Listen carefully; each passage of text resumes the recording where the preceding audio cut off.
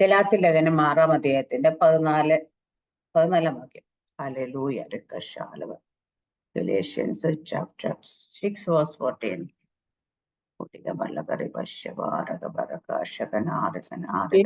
എനിക്കോ നമ്മുടെ കർത്താവായ യേശു ക്രിസ്തുവിന്റെ ക്രൂശിലല്ലാതെ പ്രശംസിക്കുവാൻ ഇടയാകരുത്.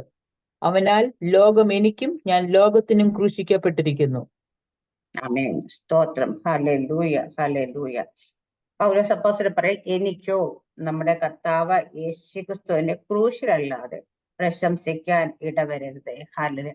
അവനാൽ ലോകം എനിക്കും ഞാൻ ലോകത്തിനും ക്രൂശിക്കപ്പെട്ടിരിക്കുന്നു. ഇത് പൗലോസ് അപ്പോസ്തലൻ പറഞ്ഞത് എനിക്കോ എന്ന് പറയാം. നമുക്ക് ഓരോരുത്തർക്കും ഇത് ബാധകമാണ്. കാരണം നമ്മുടെ ജീവിതത്തിൽ എന്ത് കാര്യമുണ്ടെങ്കിലും നമ്മുടെ കർത്താവ് യേശുക്രിസ്തുവിന്റെ ക്രൂശിലല്ലാതെ നമുക്ക് പ്രശംസിക്കാനിടത്. ക്രൂശ് എന്തിനെ കാണിക്കും? ഏറ്റവും താഴ്മയെ കാണിക്കും, എളിമയെ കാണിക്കും. ഹല്ലേലൂയ. അപ്പൊ നമ്മളെപ്പോഴും ആ കർത്താവ് യേശുക്രിസ്തു, അമ്മ യേശുക്രിസ്തുവിനെ കുറിച്ച് പറയുന്ന യേശുക്രിസ്തു, കർത്താവ് യേശുക്രിസ്തു ക്രൂശിലെ മരണത്തോളം തന്നെ താൻ താഴ്ത്തി. ഹല്ലേലൂയ. അപ്പൊ നമുക്ക് ആ ക്രൂശിന്റെ ആമയിലല്ലാതെ മറ്റൊന്നിലും പ്രശംസിക്കില്ല. എന്നിട്ട് അതിനെ അവനാൽ ലോകം എനിക്കും ഞാൻ ലോകത്തിനും ക്രൂശിക്കപ്പെട്ടു. അപ്പം യേശുക്രിസ്തുവിനാൽ ലോകം എനിക്കും ഞാൻ ലോകത്തിനും കുറിച്ച്, എന്ന് വെച്ചാൽ ലോകം നമുക്ക് നമ്മൾ ലോകത്തിലുള്ളവരല്ല എന്ന് പറയുന്ന പോലെ ലോകത്തെ ഓരോ കാര്യങ്ങൾ കാണുമ്പോൾ നമ്മുടെ ഹൃദയത്തിൽ വരണം, ഞാൻ കർത്താവ് യേശുക്രിസ്തുവിനോട് ക്രൂശിക്കപ്പെട്ടിരിക്കുന്നു. ഹല്ലേലൂയ. അപ്പൊ ആ ക്രൂശിക്കപ്പെട്ട ആ ക്രൂശിന്റെ ആ കർത്താവ് യേശുക്രിസ്തുവിന്റെ ക്രൂശിനെ നമ്മളെ ചേർത്തടിച്ചിരിക്കുന്നതുകൊണ്ട് നമുക്കിങ്ങനെ പോകാൻ പറ്റത്തില്ല. എപ്പോഴും പറയും നമ്മള് ക്രൂശിൽ കർത്താവിന്റെ ക്രൂശിനോട് ചേർത്ത് നമ്മൾ അടിച്ചേക്കണം. നമ്മൾ എവിടേക്കെങ്കിലും പോവുകയാണെങ്കിൽ, ലോകത്തിലേക്ക് പോകണമെങ്കിൽ നമ്മൾ എന്താണ് ഈ ക്രൂശുള്ള കർത്താവിനും വലിച്ചോണ്ടാണ് പോകുന്നത്. ഹല്ലേലൂയ. അപ്പം ലോകം നമ്മളിലോട്ട് വരുമ്പോൾ ലോകം നോക്കുമ്പോൾ അങ്ങനെ ആ ലോകത്തിന്റെ കാര്യങ്ങൾ നമ്മളെ നോക്കുമ്പോൾ, നമ്മൾ ലോകത്ത് നോക്കുമ്പോൾ തിരിച്ചറിയണം നമ്മൾ കർത്താവ് യേശുക്രിസ്തുവിനോട് ക്രൂശിക്കപ്പെട്ടിരിക്കുന്നവരാണ്. അപ്പൊ അതുകൊണ്ട് നമുക്ക് അങ്ങനെ പോകാൻ കഴിയില്ല പലരും. പക്ഷെ ഇന്ന് നമ്മൾ കാണുമ്പോൾ ഹല്ലേലൂയ, ലോകവും ഹല്ലേലൂയ വേർപെട്ട ജനവും തമ്മിൽ വ്യത്യാസമൊന്നും തോന്നുന്നില്ല.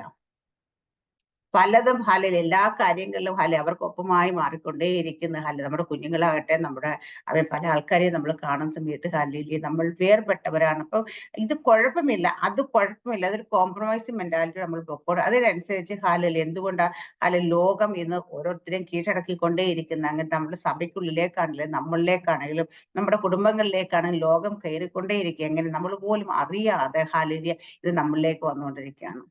ഇന്ന് ഓരോരുത്തരുടെയും ജീവിതത്തിന്റെ പ്രവൃത്തി ഞാൻ പണ്ടുള്ള എന്താ പറയുക വിശുദ്ധന്മാരൊന്നും കണ്ടിട്ടില്ല, അവരുമായിട്ടൊന്നും നേരിട്ട് പരിചയമില്ല. എങ്കിലും പറഞ്ഞു കേട്ടുള്ള അനുഭവങ്ങളോട് ആ അറിവിലൂടെ കണ്ട പരിശുദ്ധാത്മാവും ദൈവം വെളിപ്പെടുത്തുന്ന അറിവ് മാത്രമേ എനിക്കുള്ളൂ. അപ്പൊ ഇന്ന് നിങ്ങൾ കമ്പയർ ചെയ്ത് നോക്കി പഴയ പെന്തക്കോസ്ത വിശ്വാസികളുടെ കുടുംബവും അല്ലെങ്കിൽ സഭയിലുള്ളവരും എല്ലാ കാര്യങ്ങളും എടുത്തൊന്ന് നോക്കിക്കഴിഞ്ഞാൽ മനസ്സിലാകും ലോകം എത്രത്തോളം ഇന്ന് ഇൻഫ്ലുവൻസ് ചെയ്തുകൊണ്ടേയിരിക്കുന്നു. നമ്മളുമായിട്ട് ഇടകലർന്നു പോകുന്നു. ഇസ്രായേൽ ജനം ജാതികളുമായി ചെന്ന് ഇടകലർന്ന് അവർ ഇണയില്ലാപ്പിണ കൂടിയപ്പോൾ എന്ത് സംഭവിച്ചത്? ദൈവത്തിന്റെ കോപം അവരുടെ മേൽ വന്നതുപോലെ ഇന്ന് ദൈവത്തിന്റെ കോപം വെളിപ്പെട്ടുകൊണ്ടേയിരിക്കുക. പല സ്ഥലങ്ങളും നമ്മൾ നോക്കുമ്പോൾ കാണുന്നുണ്ട്. ഹല്ലേലൂയ. എന്താ പ്രകൃതി ദുരന്തങ്ങളായിട്ട് മഹാവ്യാധികളായിട്ടൊക്കെ ഇങ്ങനെ വന്നുകൊണ്ടിരിക്കുന്നത്. നമ്മളത് വെറുതെ സ്വാഭാവികമായിട്ട് സംഭവിക്കുന്ന പലരും ചിലപ്പോൾ പറയുമായിരിക്കും. പക്ഷേ നമുക്കറിയാം അത് ദൈവത്തിന്റെ കോപമാണെന്ന്. അന്ത്യകാല ഉണർവിന് മുമ്പുള്ളൊരു ന്യായവിധിയാണ് വന്നിരിക്കുന്നത് നമുക്ക് മനസ്സിലാക്കാൻ കഴിയും.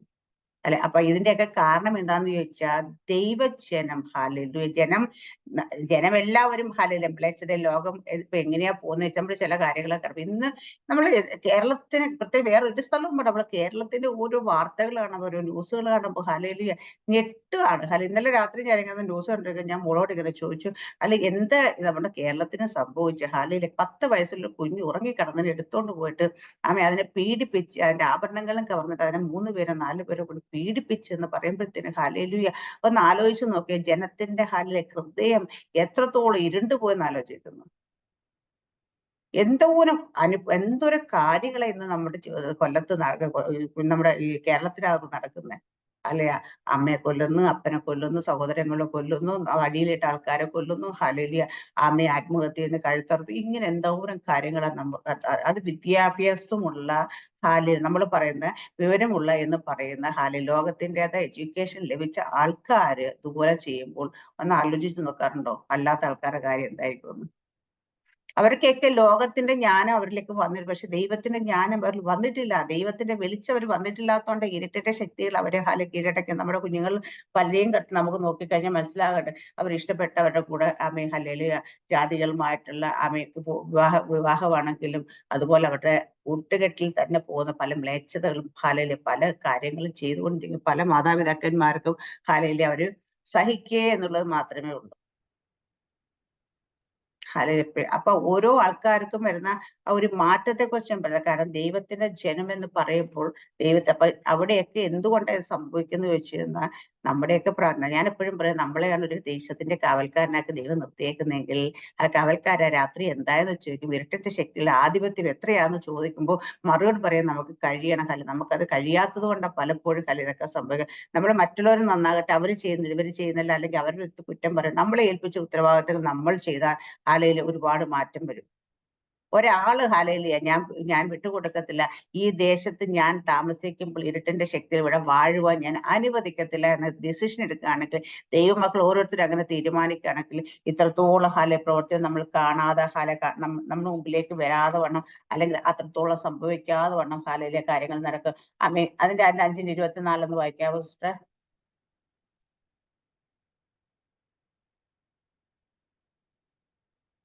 ക്രിസ്തുയേശുവിലുള്ളവർ ജഡത്തെ അതിന്റെ രാഗമോഹങ്ങളോട് കൂടെ ക്രൂശിച്ചിരിക്കുന്നു. അപ്പൊ ക്രിസ്തുയേശുവിൽ ഉള്ളവർ, ഹല്ലേലൂയ, ആമേൻ. അപ്പൊ കർത്താവ് യേശുക്രിസ്തുവിനുള്ളവർ എന്ത് ചെയ്യണം വെച്ചാൽ ജഡത്തെ അതിന്റെ രാഗമോഹങ്ങളോടെ ക്രൂശിച്ചിരിക്കുന്നു. നമ്മുടെയൊക്കെ ജഡത്തിന് പല ഇഷ്ടങ്ങളും വരും, പല ആശകളും വരും, പല ആഗ്രഹങ്ങളും വരും. അപ്പൊ നമ്മുടെ ജഡം എന്താ പറയണ, അല്ലെ നമ്മൾ എന്താ നമ്മുടെ ജഡത്തെ നമ്മൾ അതിന്റെ എല്ലാ രാഗമോഹങ്ങളോടും ക്രൂശിച്ചിരിക്കുകയാണ്. എവിടെ ക്രൂശിച്ച? കർത്താവ് യേശുക്രിസ്തുവിൽ ക്രൂശിച്ചിരിക്കുന്നു നമ്മൾ. അപ്പൊ നമുക്ക് അതുകൊണ്ട് ജഡത്തിന്റെ ഇഷ്ടങ്ങൾ ചെയ്യാൻ കഴിയും. കാരണം ഗലാത്യലേഖനത്തിന് 5-ാം അധ്യായത്തിൽ ആത്മാവിന്റെ അനുസരിച്ച് നടക്കുന്നെങ്കിൽ ജഡത്തിന്റെ പ്രവൃത്തിയെ നിങ്ങൾ മോഹം നിവർത്തിക്കുകയില്ലെന്ന് പറഞ്ഞു വന്നിട്ട് ജഡത്തിന്റെ പ്രവൃത്തികളെ കുറിച്ച്, ആത്മാവിന്റെ ഫലത്തെ കുറിച്ച് എല്ലാം പറഞ്ഞു വന്നിട്ട് ലാസ്റ്റ് ദേവദാസൻ പറയുന്നത് ക്രിസ്തു യേശുവിനുള്ള ജഡത്തെ അതിന്റെ രാഗമോഹങ്ങളോടെ ക്രൂശിച്ചിരിക്കുന്നു. ആത്മാവിനാൽ നാം ജീവിക്കുന്നെങ്കിൽ ആത്മാവിനനുസരിച്ച് നടക്കുകയും ചെയ്യും. ഹല്ലേലൂയ. അപ്പൊ നമ്മുടെ ജഡത്തെ നമ്മൾ എല്ലാ രാഗം, ഒരു കാര്യം പോലും അതിൽ ഇൻക്ലൂഡ് ആകാതെ ഇരുന്നിട്ടില്ല. ഞാൻ അത് ചെയ്യുന്നില്ലല്ലോ, ഞാൻ ഇതല്ലേ ചെയ്യുന്നുള്ളൂ, ഞാൻ ഇതെല്ലാം ശരിയായി, പക്ഷെ ഈ ഒരു കാര്യമല്ലേ ഉള്ളൂ ശരിയാകാത്തേ എന്ന് പറഞ്ഞു കഴിഞ്ഞാൽ ഹല്ലേലൂയ, അവിടെ പോയി. ഒന്നിൽ തെറ്റിയാൽ എല്ലാത്തിലും തെറ്റിയത് ന്യായപ്രമാണം. പക്ഷെ ന്യായപ്രമാണം അങ്ങനെയാണെങ്കിൽ, പക്ഷെ നമ്മൾ ജഡത്തിന്റെ ഇഷ്ടങ്ങളിൽ ഞാൻ കഴിഞ്ഞ ദിവസം ഇരുന്നിട്ട് ഇങ്ങനെ ആ ജഡത്തിന്റെ ഇതിനകത്ത് കാണിക്കുന്ന സ്വഭാവം ഒരു പേപ്പറിനകത്ത് ഒരു സൈഡിൽ ഇങ്ങനെ എഴുതി എന്നിട്ട് അതിനകത്ത് എന്തൊക്കെ നമ്മളില്ല, എന്തൊക്കെ എന്തെങ്കിലും നമ്മൾ ഉണ്ടെങ്കിൽ എത്ര % നമ്മൾ ഉണ്ട്, എത്ര % നമ്മൾ ഇന്ന് മാറിപ്പോയി എന്ന് ഞാൻ എഴുതി. ദൈവകൃപ ജഡത്തിന്റെ ഒരുമാതിരിയുള്ള കാര്യങ്ങളൊന്നും നമ്മൾ ഇല്ല.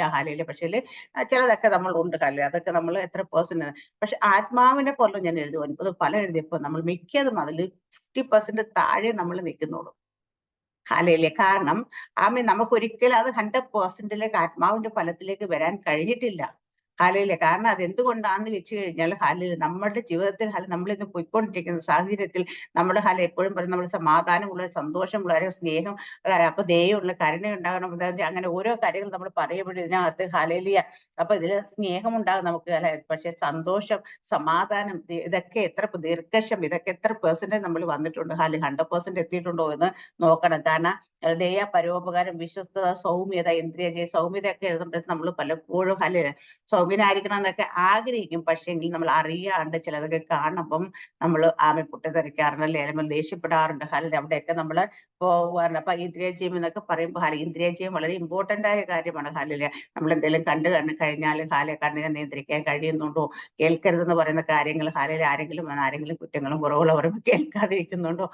ഇങ്ങനെ പല കാര്യങ്ങളും നമ്മൾ നോക്കുന്ന സമയത്ത് ഇവിടെയൊക്കെ ഇത് എഴുതി നോക്കപ്പെടുന്നത് ആ 7 ഫലത്തില് 9 ഫലമുള്ളതിൽ ഒന്ന് പോലും 100% തെറ്റില്ല. ഹല്ലേലൂയ. അപ്പൊ നമ്മള് ഇവിടെ ഇതെല്ലാം 100% എത്തണം. ഇതെല്ലാം 100% എത്തണമെങ്കിൽ എന്താ? ജഡത്തെ അതിന്റെ എല്ലാ രാഗമോഹങ്ങളോടും നമുക്ക് ക്രൂശിക്കുവാൻ കഴിയണം. ഹല്ലേലൂയ. അപ്പൊ ജഡത്തിൽ വരുന്ന ചിന്തകൾ, ഹല്ലേലൂയ, ഈ ജഡത്തിൻ്റെതായ നോട്ടങ്ങൾ, ജഡത്തിന്റെ സ്വഭാവങ്ങളിലൊക്കെ നമ്മൾ ഹല്ലേലൂയ. അപ്പം ഇതിനെല്ലാം നമുക്ക് ക്രൂശിക്കാൻ കഴിയാത്തത് കൊണ്ടാണ് നമ്മൾ ഇതൊന്നും 100% നമ്മളിലേക്ക് എത്താതെ വണ്ണം നിൽക്കുന്നത്. അപ്പൊ നമ്മള് ദൈവത്തെ, കർത്താവിന്റെ കർത്താവ് യേശു ക്രിസ്തുവിടെ ക്രൂശിക്കപ്പെട്ടിരിക്കുന്നു. ഹാലേ, ലോകം നമുക്ക് ഹാലേലിയ ക്രിസ്തുവിലല്ലാതെ ഒന്നും പ്രശംസിപ്പാനില്ല. ഹാലേലിയ എന്ന ലോകം നമുക്ക് നമ്മൾ ലോകത്തിന് ക്രൂശിക്കപ്പെട്ടിരിക്കുന്ന ഒരാളെന്ന ചിന്ത നമ്മുടെ എല്ലാവരുടെ ഉള്ളത്തിൽ എപ്പോഴും ഉണ്ടായിരിക്കണം. ഹാലേലിയ. അടുത്ത വീണ്ടും 2-ാം അധ്യായത്തിന്റെ 20-ാം വാക്യം അത് തന്നെ പറഞ്ഞു വായിക്കാം. 2:20. ഞാൻ ക്രിസ്തുവിനോടുകൂടെ ക്രൂശിക്കപ്പെട്ടിരിക്കുന്നു. ഇനി ജീവിക്കുന്നത് ഞാനല്ല, ക്രിസ്തു അത്രേ എന്നിൽ ജീവിക്കുന്നു. ഇപ്പോൾ ഞാൻ ജഡത്തിൽ ജീവിക്കുന്നതോ എന്നെ സ്നേഹിച്ച് എനിക്ക് വേണ്ടി തന്നെത്താൻ ഏൽപ്പിച്ചു കൊടുത്ത ദൈവപുത്രനുള്ള വിശ്വാസത്താൽ അത്രേ. ആമേൻ. ഹല്ലേലൂയ. അടുത്തടുത്തും പറയുന്നത് എന്താ? ഞാൻ ക്രിസ്തുവിനോടുകൂടെ ക്രൂശിക്കപ്പെട്ടിരിക്കുന്നു. ഇപ്പൊ എല്ലായിടത്തും ഇത് തന്നെ പറയുന്നത്. ഹല്ലേലൂയ. കാരണം നമ്മളെല്ലാം ഹൃദയത്തിൽ ഇത് വരണം. ഹല്ലേലൂയ. ഇനി ജീവിക്കുന്ന ഞാനല്ല, ക്രിസ്തു അത്രേ എന്നിൽ ജീവിക്കുന്നു. എന്ന് വെച്ചാ അപ്പൊ ഞാൻ ക്രിസ്തുവിന്റെ ക്രൂശിക്കപ്പെട്ട് ഇനി ജീവിക്കുന്ന ഞാനല്ല, ക്രിസ്തു അത്രേ എങ്കിൽ നമ്മുടെ ഇഷ്ടങ്ങൾ ക്രിസ്തുവിന്റെ ഇഷ്ടങ്ങളാകണം. നമ്മുടെ ആഗ്രഹങ്ങൾ ക്രിസ്തുവിന്റെ ആഗ്രഹങ്ങളാണ്. നമ്മുടെ സംസാരങ്ങൾ ക്രിസ്തുവിന്റെ സംസാരമാകണം. നമ്മുടെ യാത്രകൾ അത് ക്രിസ്തുവിന്റെ യാത്രകളാകണം. നമ്മുടെ ഹല്ലേലൂയ പോക്ക് വരവ് നമ്മുടെ നോട്ടം എല്ലാം സകലതും ക്രിസ്തുവിൻ്റെതാണ്. കാരണം ഞാനല്ല, എന്നിൽ ക്രിസ്തു അത്രേ ജീവിക്കുന്നത്. ഹല്ലേലൂയ. അപ്പൊ നമ്മളെല്ലാവരും ഇത് പറയും, പക്ഷെ ക്രിസ്തു അത്രേ ജീവിക്കുന്നത്. ഹല്ലേലൂയ. അതുപോലെ ആമേൻ എന്ന് പറയുന്നിട്ട് പക്ഷെ ജീവിക്കുന്ന ഇപ്പോഴും നമ്മൾ തന്നെയാണ്. ഹല്ലേലൂയ. ക്രിസ്തു വേണമെങ്കിൽ ഹല്ലേലൂയ ആമേൻ പയ്യെ ഇരുന്നോ, കുഴപ്പമൊന്നുമില്ല, പക്ഷെ ഞാൻ എന്റെ ഇഷ്ടത്തിന് പൊക്കോണ്ടേയിരിക്കും. ക്രിസ്തു എൻ്റെ ഒപ്പം വന്നു എന്ന് പറഞ്ഞു നമ്മൾ നമ്മൾ ചേർത്ത് ക്രൂശോട് അടിച്ചിട്ട് നമ്മൾ ക്രൂശും കൊണ്ട് ഈ ക്രൂശിനെ വലിച്ചുകൊണ്ട് നമ്മൾ ഇഷ്ടമുള്ള അടുത്തേക്ക് പോകുന്ന പോലെ നമ്മൾ ചെയ്യുന്ന അത് മാറ്റണം. ഹല്ലേലൂയ. കാരണം കർത്താവേ യേശു ക്രിസ്തുവിൽ ക്രൂശിക്കപ്പെട്ടിരിക്കുന്നെങ്കിൽ ഇനി ഞാൻ ജീവിക്കുന്ന ഞാനല്ല, ക്രിസ്തു അത്രേ ജീവിക്കുന്നു എന്ന് പറയുമ്പോൾ ഇപ്പോൾ ജഡത്തിൽ ജീവിക്കുന്ന എന്നെ സ്നേഹിച്ച് എനിക്ക് വേണ്ടി തന്നെത്താൻ ഏൽപ്പിച്ചത് ദൈവോത്തരങ്ങളുടെ വിശ്വാസത്തിൽ അത്രേ ജീവിക്കുന്നത്. ഹല്ലേലൂയ. ഇപ്പോൾ ഞാൻ ജീവിക്കുന്നത് ഹല്ലേലൂയ ജഡത്തിൽ എനിക്ക് വേണ്ടി തന്നെത്താൻ ഏൽപ്പിച്ചത് ദൈവപുത്രങ്ങളുടെ വിശ്വാസത്താൽ അത്ര ജീവിക്കുന്നത്. അപ്പൊ ദൈവപുത്രങ്ങളുടെ വിശ്വാസത്താൽ നമ്മൾ ജീവിക്കുന്നെങ്കിൽ ഹല്ലേലൂയ ആ വിശ്വാസം നമ്മുടെ ഉള്ളത്തിലേക്ക് വരുമ്പോൾ ആ വിശ്വാസത്താൽ നമ്മൾ ആയിരിക്കുമ്പോൾ ആമേൻ സ്തോത്രം ഹല്ലേലൂയ ആ ദൈവപുത്രങ്ങളുടെ വിശ്വാസം എന്നുള്ള എല്ലാ കാര്യത്തിലും കർത്താവ് യേശു ക്രിസ്തു ഹല്ലേലൂയ ആമേൻ എങ്ങനെ ആയിരുന്നു അതുപോലെ നമ്മൾ ആയിരിക്കണം. ചിലപ്പോ നമ്മൾ ഒന്ന് ഇപ്പൊ ക്രിസ്തുവാണ് എന്നെ ജീവിക്കുന്നതെങ്കിൽ എന്താ സംഭവിക്കേണ്ടതെന്ന് ചോദിച്ചു കഴിഞ്ഞാൽ ആമേൻ ഹല്ലേലൂയ കർത്താവ് യേശു ക്രിസ്തു ഹല്ലേലൂയ ആമേൻ നമ്മളെന്താ പറയുക നമ്മളോട് ഗൈഡ് ചെയ്യുന്നിടത്തേക്ക് നമ്മൾ പോവുകയാണ് പക്ഷെ നമ്മൾ പോകുമ്പോൾ അവിടെ നമ്മൾ ഒന്നും കാണുന്നില്ല ഇതുവരെ. ആ വിശ്വാസം എന്താ പറയുക ഇപ്പൊ നമ്മൾ ക്രിസ്തുവിന്റെ വിശ്വാസത്തെ കഴിഞ്ഞ ദിവസം ഒരു ദേവദാസനും ഹല്ലേലൂയ പറഞ്ഞൊരു സാക്ഷ്യം ഞാൻ ഇങ്ങനെ പെട്ടെന്ന് ഓർക്കുകയാണ്. ഹല്ലേലൂയ. കാരണം ഒരു സഹോദരന് ഹല്ലേലൂയ അവിടെ ദൈവത്തിന്റെ ദാസൻ എന്ന് വിളിച്ചു പറയും യേശു ക്രിസ്തു അട്ടിപ്പണാണ്, നിങ്ങൾക്ക് സൗഖ്യം വന്നുമിരിക്കും. പുള്ളിക്ക് ക്യാൻസർ ആണ്. ഹല്ലേലൂയ. ആ ക്യാൻസർ ആയിട്ട് മനുഷ്യത് കേട്ടപ്പോൾ ഇത് വിശ്വസിച്ച് ചെയ്യോ ദൈവത്തിന്റെ അടിപ്പണ എനിക്ക് സൗഖ്യം വന്നിരിക്കുന്നു. കാരണം എനിക്ക് ക്യാൻസർ ആണെങ്കിൽ ഞാൻ ക്യാൻസറിന് ഭയപ്പെടേണ്ട കാര്യമില്ലല്ലോ, എനിക്ക് സൗഖ്യം വന്നിരിക്കും. അദ്ദേഹം ഇത് വിശ്വസിച്ചു. ആമേൻ പറഞ്ഞ് വിശ്വസിച്ചു ഈ വചനമൊക്കെ പറഞ്ഞു അദ്ദേഹം ഹോസ്പിറ്റലിൽ പോയി ടെസ്റ്റ് ചെയ്തപ്പോൾ അദ്ദേഹത്തിന്റെ ശരീരത്തിൽ ക്യാൻസർ നേരത്തെ ഉണ്ടായിരുന്നേക്കാട്ടി കൂടുതൽ ഏരിയയിലേക്ക് അത് സ്പ്രെഡ് ചെയ്തിരിക്കുന്നു. ഹല്ലേലൂയ.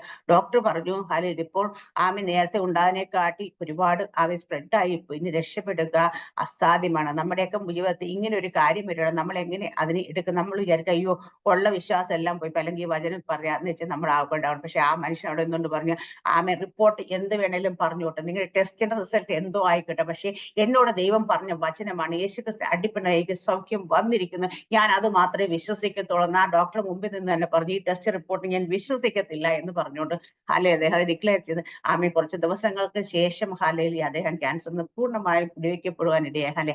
ഇവിടെയാണ് നമ്മുടെ ജീവിതത്തിൽ വിശ്വാസത്തിന്റെ പരിശോധനകൾ വരുമ്പോൾ നമ്മൾ അത് എങ്ങനെ ഏറ്റവും നമ്മളിപ്പോ ഇന്ന് കേൾക്കുന്ന വചനം ഇന്നലെ നമ്മൾ കേട്ട വചനം എന്താ പറയാ ഇന്ന് കണ്ട മിസ്രമിനെ നീ ഒരു നാളും കാണല. ഇന്ന് എന്തിലാണോ നിങ്ങൾ ഹല്ലേലൂയ ഏത് വിഷയമാണോ നിങ്ങളുടെ മുമ്പിൽ അലട്ടി പ്രയാസപ്പെടുത്തിക്കൊണ്ടിരിക്കുന്ന ഒരു പറവോൻ വിടാതെ ഇസ്രായേൽ ജനത്തെ പിന്തുടർന്നതുപോലെ പിന്തുടർന്നു വരുന്ന ചില വിഷയങ്ങൾ ഇന്നത്തെ ഇടം കൊണ്ട് ഭയപ്പെടേണ്ട ഉറച്ചു നിൽപ്പിന് ഇന്ന് കണ്ട മിസ്രമിനെ നീ ഒരു നാളും കാണത്തില്ല എന്ന് ദൈവം ദൈവം പറഞ്ഞു അതുപോലെ അത് സംഭവിച്ചു എന്ന് പറയും. പക്ഷെ ഇന്നലത്തെ ദിവസം നമ്മളെല്ലാരും പറഞ്ഞു നിങ്ങളുടെയൊക്കെ ജീവിതത്തിൽ എന്താണോ ഒരു വിഷയമായിരിക്കുന്ന അതിനെ ദൈവം എന്നേക്കുമേ നമ്മുടെ മുമ്പിൽ നിന്ന് മാറ്റും. പക്ഷെ ഈ വചനം പറഞ്ഞ ശേഷം ഇന്നലത്തെ ദിവസം ചിലപ്പോൾ നിങ്ങളുടെ ജീവിതത്തിൽ നമ്മുടെ ഓരോരുത്തരും ജീവിതത്തിൽ സംഭവിച്ചിരിക്കുന്നത് ഇതിങ്ങനെ വളരെ ഇച്ചിരി എന്താ പറയാ അതിന്റെ ഇച്ചിരി ഹൈ ഡെൻസിറ്റിയിൽ നമ്മുടെ മുമ്പിലേക്ക് വന്ന് നിൽക്കുന്നതായിരിക്കും നമ്മൾ കണ്ടത്. ഹല്ലേലൂയ. ഇപ്പം പലപ്പോഴും ഇവിടെ ഓരോരുത്തർ പറയാറുണ്ട് പറയും എന്തെങ്കിലുമൊക്കെ വചനം കേട്ട് പോകും. ഇപ്പം ആരെങ്കിലും രക്ഷപ്പെടാനുള്ളവരെ കുറിച്ച് പ്രാർത്ഥിക്കുമ്പോൾ ഇപ്പൊ രക്ഷയിലേക്ക് വരുമെന്നൊക്കെ വിചാരിച്ചിരിക്കുന്ന സമയത്തായിരിക്കും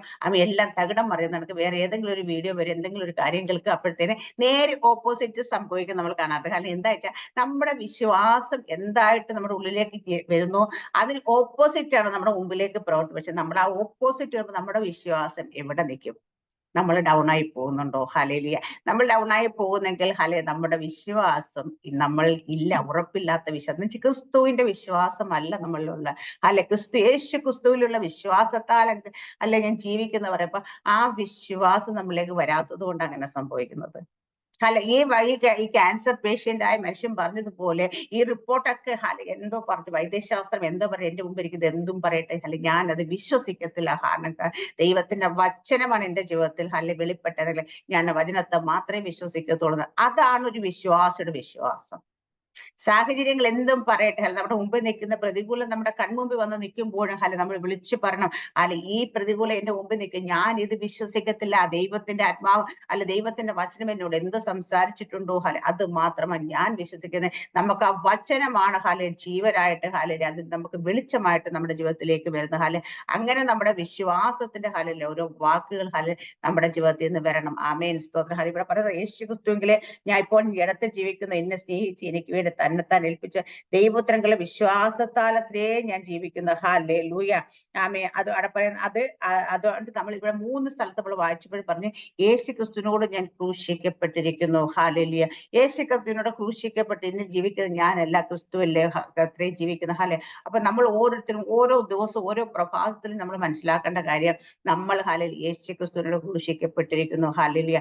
നമ്മളെല്ലാവരും ദൈവത്തെ സ്നേഹിക്കുന്നത് ഒരിക്കലും ദൈവത്തിൽ നിന്ന് എന്തെങ്കിലും കിട്ടുമെന്ന് വിചാരിച്ചുകൊണ്ടല്ല, ഒന്നും ലഭിച്ചില്ല എങ്കിൽ പോലും നമ്മുടെ വിഷയങ്ങൾക്ക് മറുപടി കിട്ടിയില്ലെങ്കിൽ പോലും നമ്മുടെ ജീവിതത്തിൽ നമ്മൾ ആഗ്രഹിക്കുന്ന പോലെ ജീവിതം മുൻപോട്ട് പോയില്ല എങ്കിൽ നമ്മൾ ജീവിക്കുന്ന ക്രിസ്തുവിലത്രേ എന്നുള്ള വിശ്വാസം നമുക്ക് ഈ ലോകത്തിൽ അനേകർക്ക് ലഭിക്കാത്ത ഭാഗ്യം നമുക്ക് ലഭിച്ചതിനെ ഓർത്ത് നമ്മൾ സന്തോഷത്തോടെ ജീവിക്കണം.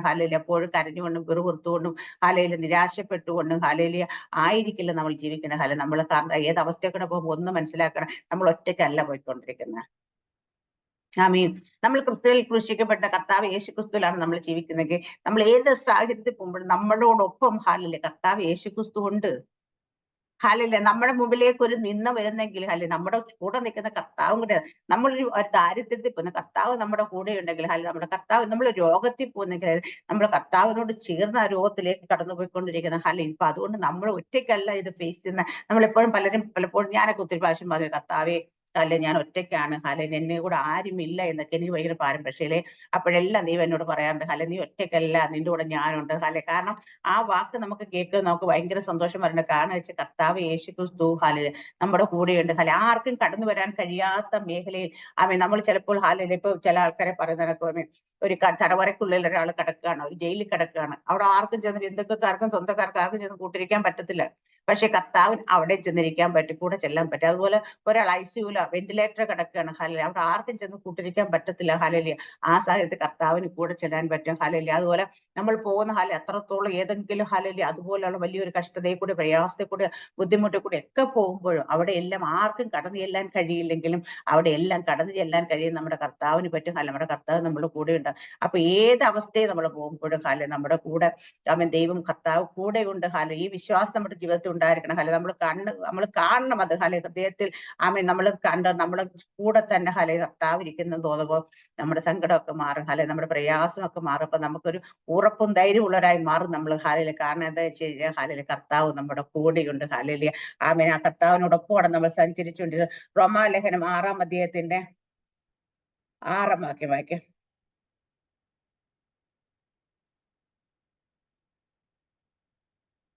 റോമൻസ് 6:6.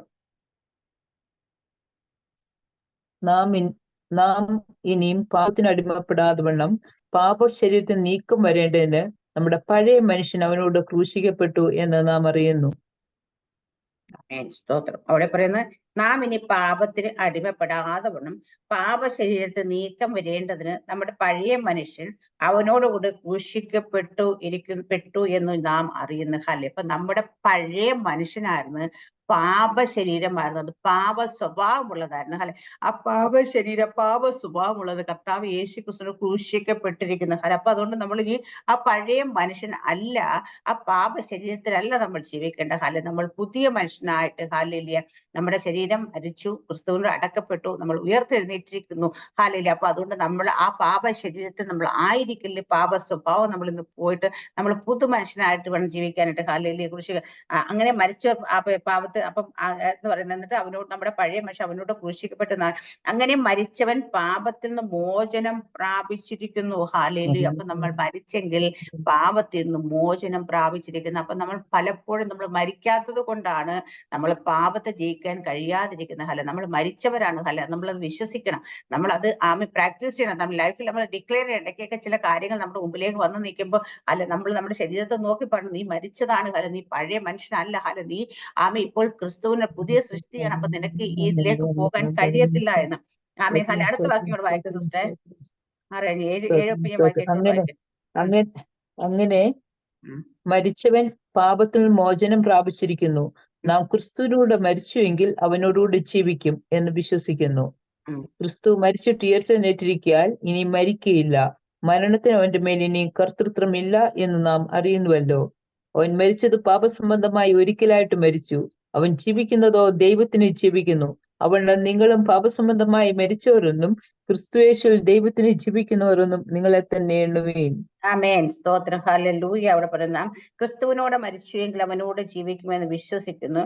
ക്രിസ്തു മരിച്ചിട്ട് ഉയർത്തെഴുന്നേറ്റിരിക്കാൻ ഇനി മരിക്കയില്ല, മരണത്തിന് അവന്റെ മേൽ ഇനി കർത്തൃത്വമില്ലെന്ന് നാം അറിയുന്നുവല്ലോ. ഹല്ലേലൂയ. അപ്പൊ ഇവിടെ ആദ്യം വായിച്ചത് നാം ഇനി പാപത്തിന് അടിമപ്പെടാതെ പാപശരീരം നീക്കം വരേണ്ട നമ്മുടെ പഴയ മനുഷ്യൻ അവനോട് ക്രൂശിക്കപ്പെട്ടിരിക്കുന്നു നാം അറിയാം. അങ്ങനെ മരിച്ചവൻ പാപത്തിൽ നിന്ന് മോചനം പ്രാപിച്ചു. അങ്ങ് മരിച്ചവർക്ക് മാത്രമേ ആ പാപത്തിൽ നിന്ന് മോചനം പ്രാപിക്കുക. അപ്പൊ നമ്മൾ മരിച്ചവരാണെന്ന് ഹല, നമ്മുടെ ജഡം പലപ്പോഴും അംഗീകരിച്ച് തരത്തില്ല. പക്ഷേ നമ്മുടെ ജഡത്തെ അതിനെ നമ്മുടെ വായിക്കൊണ്ട് പറഞ്ഞ് പ്രാക്ടീസ് ചെയ്ത് ഹലയില്ല, നമ്മൾ ഡിക്ലെയർ ചെയ്ത് അതിനെ അത് അറിയിച്ച് ഹല, നമ്മൾ അതിൽ നിന്ന് നാം ക്രിസ്തുവിനെ മരിച്ചു എങ്കിൽ അവനോട് ജീവിക്കുന്നു വിശ്വസിക്കുന്നു. കർത്താവിനോട് നമ്മൾ മരിച്ചു എങ്കിൽ അവനോടുകൂടെ ജീവിക്കുമെന്ന് നാം വിശ്വസിക്കുന്നു. ഹാലേലി. അടുത്ത പറയുന്നത് ക്രിസ്തു മരിച്ചിട്ട് ഉയർത്തെഴുന്നേറ്റ് ഇനി മരിക്കയില്ല, മരണത്തിന് അവന്റെ മേൽ കർത്തൃത്വമില്ല. അപ്പൊ കർത്താവ് യേശു ക്രിസ്തു മരിച്ചിട്ട് ഉയർത്തെഴുന്നേറ്റിരിക്കുകയാൽ മരണത്തിന് അവന്റെ മേൽ കർത്തൃത്വമില്ല. ഹല്ലേലൂയ.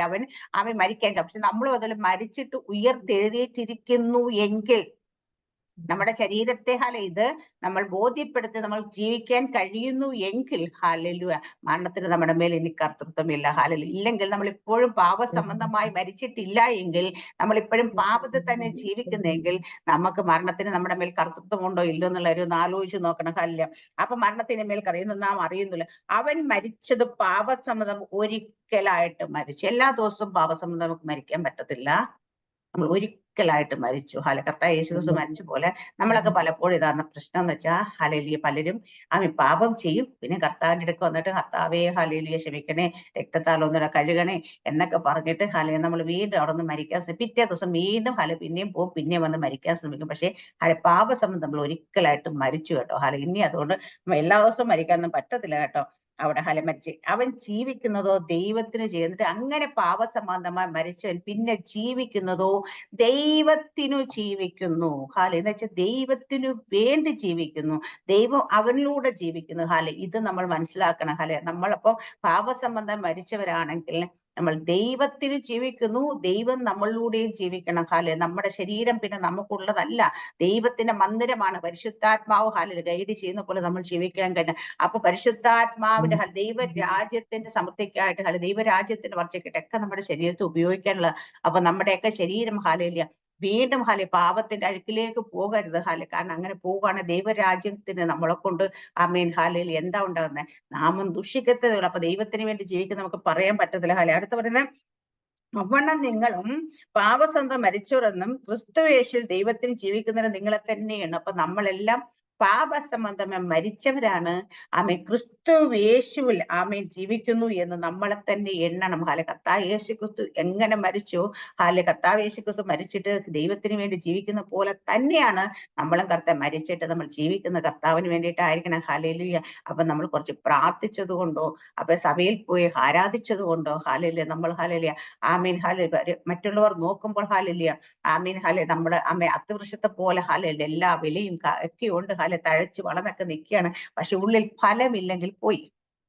ഹല്ലേലൂയ. അപ്പൊ നമ്മുടെയൊക്കെ ജീവിതത്തിൽ കർത്താവ് യേശുക്രിസ്തുവിനെ ആമീൻ നമ്മളിലൂടെ വെളിപ്പെടുത്തുന്ന ദൈവം ആഗ്രഹിക്കുമ്പോൾ, നമ്മളെ അതിനുവേണ്ടി കർത്താവ് സ്വന്തം പുത്രന്റെ ജീവൻ കൊടുത്ത് നമ്മളെ വീണ്ടെടുത്തിരിക്കുമ്പോൾ നമ്മൾ ഓരോരുത്തരും അതിന് കഴിയുന്നുണ്ടോ ഇല്ലെന്ന് ഓരോ ദിവസവും നമ്മൾ നമ്മളെ തന്നെ ഒന്ന് ശോധന ചെയ്ത് നോക്കണം. ഹല്ലേലൂയ.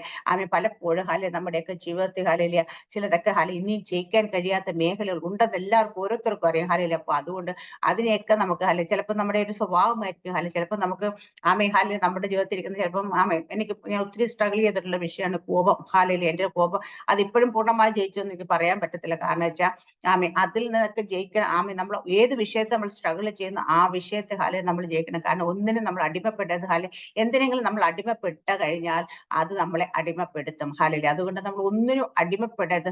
നമ്മൾ അതുപോലെ നെഗളം ജഡത്തിൻ്റെതായ ചില സ്വഭാവങ്ങളൊക്കെ പലപ്പോഴും ദൈവമക്കളെ കയറി ഭരിക്കാറുണ്ട്. അപ്പൊ അതുകൊണ്ട് കർത്താവ് യേശുക്രിസ്തുവിന്റെ ശ്രേഷ്ഠ ഭക്തനാന്ന് പറയുന്നത് പൗലോസ് അപ്പോസ്തലൻ പറഞ്ഞ എനിക്ക് ക്രിസ്തുവിലല്ലാതെ ഒന്നിലും എനിക്ക് ആ ക്രൂശിലല്ല ഒന്നിലും എനിക്ക് പ്രശംസിക്കാൻ കഴിയത്തില്ല.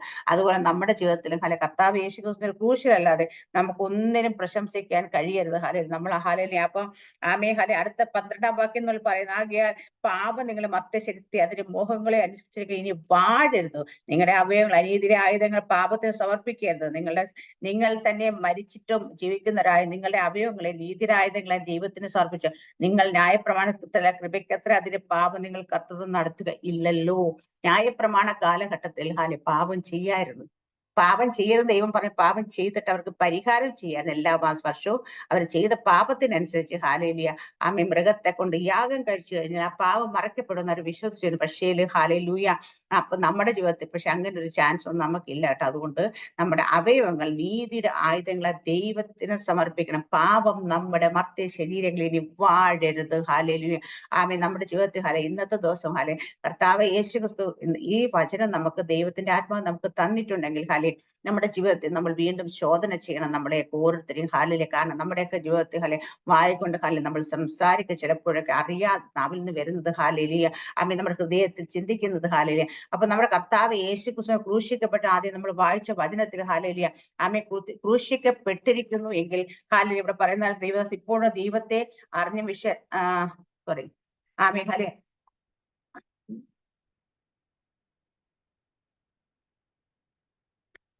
എനിക്കോ ക്രൂശിലല്ല പ്രശംസ ഇടവരുന്നത് അവനാൽ ലോകം എനിക്ക് ലോകത്തിന് ക്രൂശിക്കപ്പെട്ടിരിക്കുന്നു. അപ്പൊ നമുക്ക് ഓരോരുത്തർക്കും ഓരോ സാഹചര്യത്തിൽ നമ്മൾ നിൽക്കുമ്പോഴും കർത്താവ് യേശുക്രിസ്തുവല്ലാതെ മറ്റൊന്നിലും പ്രശംസിക്കണ്ടേ. ഞാൻ എന്തെങ്കിലും ആണെന്നൊരു തോന്നൽ ആർക്കെങ്കിലും ഉണ്ടെങ്കിൽ ഞാൻ വലിയ സംഭവമാണെന്ന് എനിക്ക് അത് കഴിയും എനിക്ക് ഇത് കഴിയും എന്നൊക്കെയാണ് നമ്മുടെയൊക്കെ ജീവിതത്തിൽ ഉള്ളതെങ്കിൽ ഇന്നലെ എന്റെ മോൾ എന്നോട് ചോദിച്ചൊരു ചോദ്യം അത് പലപ്പോഴും പലരും തിരിച്ചറിയേണ്ട കാര്യമാണ്. അമ്മ ഈ നെഗറ്റീവ് സദൃശ്യവാക്യങ്ങൾ വായിച്ചിരുന്നപ്പോൾ അവൾ എന്നോട് പറഞ്ഞു ആപത്ത് വരുമ്പോൾ നിങ്ങൾ അതിൽ സന്തോഷിക്കരുത്. മറ്റുള്ളവർ ആപത്ത് വരുമ്പോൾ കേൾക്കുന്ന അല്ലെങ്കിൽ തകർച്ച കേൾക്കുമ്പോൾ ആപത്ത് കേൾക്കുമ്പോൾ നിങ്ങൾ സന്തോഷിക്കരുത് എന്ന്. സന്തോഷിക്കുന്ന ദൈവത്തിന്റെ കോപം നമ്മുടെ മേലും. അപ്പൊ അവൾ എന്നോട് ചോദിച്ച ചോദ്യമാണ് അപ്പൊ ചില പ്രവാചകൻ ചില ആൾക്കാരൊക്കെ പ്രവചിച്ചിട്ട് പിന്നീട് ഇങ്ങനെ വീഡിയോ ഒക്കെ കാണാറുണ്ട്.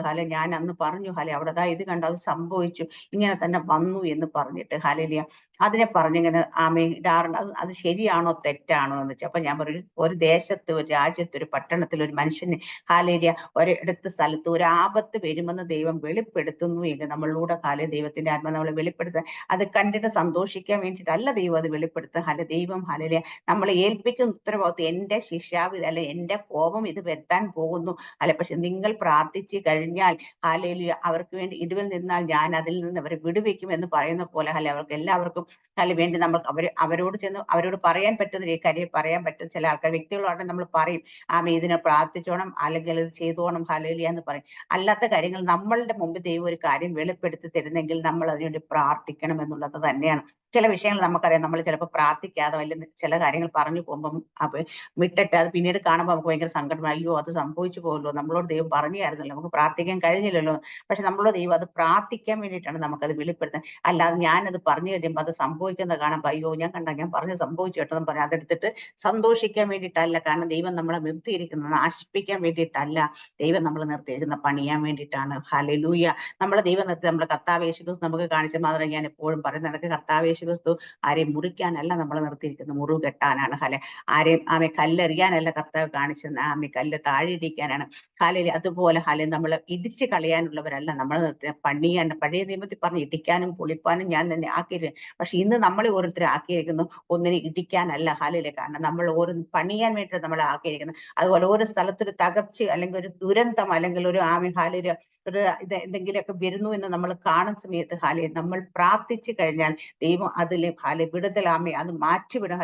എന്തെങ്കിലും ചെറിയ രീതിയിലൊക്കെ ചിലപ്പോൾ പക്ഷെ അന്ന് കാണിച്ചേണ്ട. അപ്പൊ ഇത് നമ്മുടെ ജീവിതത്തിൽ ദൈവം തന്നിരിക്കും, നമുക്ക് അത് വെളിപ്പെടുത്തി തരുന്നത് എന്തിനാന്ന് വെച്ചാൽ നമ്മൾ അതിനെ പ്രാർത്ഥിക്കുമ്പോൾ അപ്പൊ അതുകൊണ്ട് അത് സന്തോഷം, അത് കണ്ടു കഴിഞ്ഞിട്ട് ഇത് സംഭവിച്ചു എന്ന് പറഞ്ഞാൽ സന്തോഷിക്കുമ്പോൾ അതെടുത്ത് മറ്റുള്ളവരെ എനിക്ക് കണ്ടോ ഞാനൊന്ന് പറഞ്ഞു അതുപോലെ സംഭവിച്ചെന്ന് പറയുമ്പോൾ അത് ഓരോരുത്തരുടെയും മനോഭാവം എന്താണെന്ന് എനിക്കറിയത്തില്ല. പക്ഷെ എന്നോട് ദൈവം വെളിപ്പെട്ടേക്കുന്നത് അങ്ങനെയാണ്, എനിക്ക് ദൈവം വെളിപ്പെടുത്തുന്നത് ഇങ്ങനെയാണ്. അപ്പൊ അതുകൊണ്ട് അത് അങ്ങനെ കാണുമ്പോൾ അത് നമ്മൾ അറിയാത്ത ഇപ്പൊ നമ്മുടെ ശത്രു രാജ്യം എന്ന് പറയുന്ന ഇന്ത്യക്കാരുടെ ശത്രുക്കൾ ആരാന്ന് വെച്ചാൽ ഇന്ത്യക്കാരുടെ ചോദിച്ചു ഏത് കൊച്ചുങ്ങളും വെച്ചാൽ പാകിസ്ഥാനാന്ന് പറയും, അല്ലെ മറ്റൊന്നും പറയത്തില്ല, പാകിസ്ഥാൻ അല്ലെങ്കിൽ ചൈനയാണ്. അപ്പൊ ഇതൊക്കെ പറയുമ്പോഴും ഹല്ലേലൂയ അവർക്ക് വേണ്ടിയും പ്രാർത്ഥിക്കാൻ ദൈവം നമ്മളെ നമ്മളെ ആക്കി വെച്ചിരിക്കുന്നവരെ നമ്മൾ മറന്നുപോകില്ല.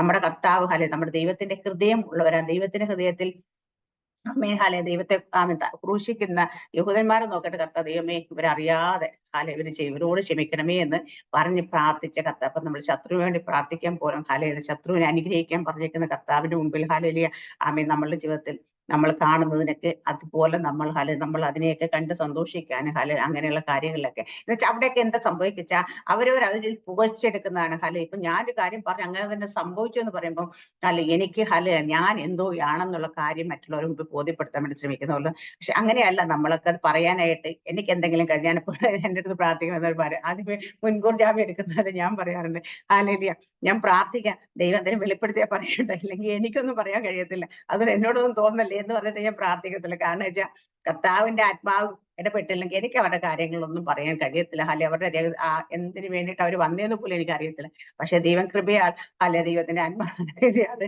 കൃത്യമായി ഇടപെടാറുണ്ട് പറയാൻ. പക്ഷെ അത് പറയുമ്പോൾ നമുക്ക് ഇനിയിപ്പോ പറയാൻ പറ്റിയില്ലെങ്കിലും നമുക്ക് നാണക്കേടോ വിഷമവും തോന്നേണ്ട കാര്യമില്ല. കാരണം എനിക്ക് എന്തായാലും ഒരു മനുഷ്യന് ഞാൻ എത്രയൊക്കെ തലകുത്തി നിന്ന് പറഞ്ഞാലും ഒരാളുടെ ഹൃദയത്തിരിക്കുന്ന കാര്യമൊന്നും എനിക്കറിയാൻ പറ്റത്തില്ല. പക്ഷെ ദൈവത്തിന് മാത്രമേ അത് അറിയാൻ പറ്റുള്ളൂ, ദൈവത്തിന് മാത്രമേ വെളിപ്പെടുത്താൻ പറ്റൂ.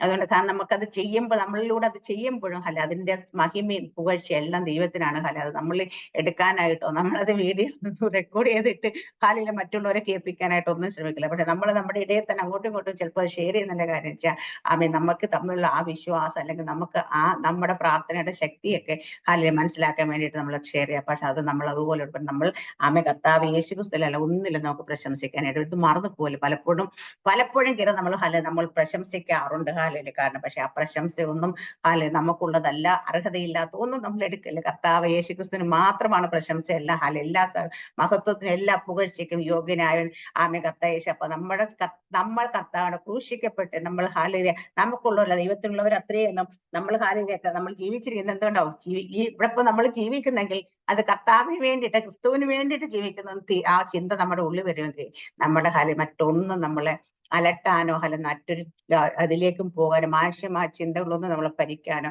അതുപോലെ മാനുഷ്യമായ ഒരു പ്രവൃത്തി ചെയ്യുവാനോ നമുക്ക് കഴിയത്തില്ല. അങ്ങനെ നമ്മൾ ആകണം, അങ്ങനെ തന്നെ ആകുകയും വേണം. ഈ വചനത്തെ എല്ലാവരും അനുഗ്രഹിക്കുമ്പോൾ ഇന്നത്തെ ദിവസം എല്ലാവരും സ്വയം ഒന്ന് ശോധന ചെയ്യുക. നമ്മുടെ ജീവിതത്തിൽ എന്തെങ്കിലുമൊക്കെ ഇനിയും ഏതെങ്കിലും മേഖലയിൽ നമുക്കൊന്നും കൂടെ ഒന്ന് ദൈവത്തിന്റെ ഹിതപ്രകാരം ആയി വരാനുണ്ടോ എന്ന് നോക്കുക. ഉണ്ടെങ്കിൽ അത് പറഞ്ഞ് ഉപേക്ഷിച്ച് ദൈവത്തോട് ഒരിക്കൽ കൂടി ഒന്നുകൂടെ അടുത്ത് ചെല്ലാം. ദൈവം നമ്മളെല്ലാം അനുഗ്രഹിക്കുമാറട്ടെ. ആമേൻ. സ്തോത്രം. God bless you. Thank you.